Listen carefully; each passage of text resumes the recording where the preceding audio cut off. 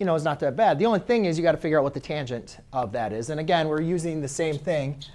This is equal to 1 minus cosine of u over tangent of u. So we've got to figure out u, but remember this is tangent of u divided by 2.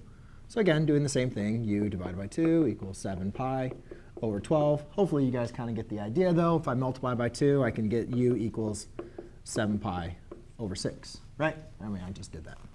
So now let's go and plug this in. So it's 1 minus the cosine of 7 pi over 6 divided by, that's not tangent, that's sine.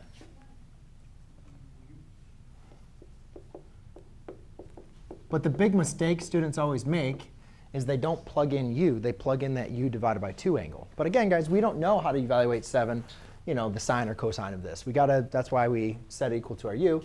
But here, we know we can do this. Cosine here, let's see, 7 pi over 6, that's going to be in the third quadrant. So we said that was a negative.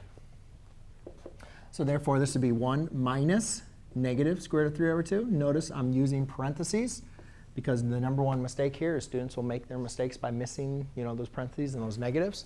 And then sine of 7 pi over 6, again, guys, that's in the third quadrant. So that is a negative 1/2.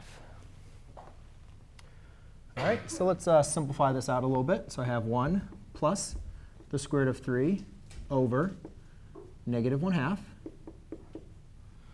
Oops, sorry, that's square root of 3 over 2, right? All right, so what should we do to simplify this fraction?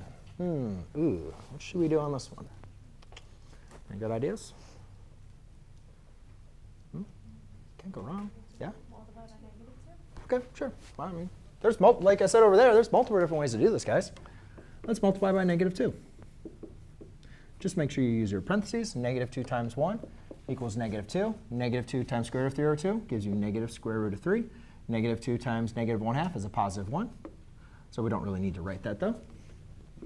So we can just leave our answer like that. Ta-da! Yeah. Oh, I got 1/2 clap. Wow. Thank you. My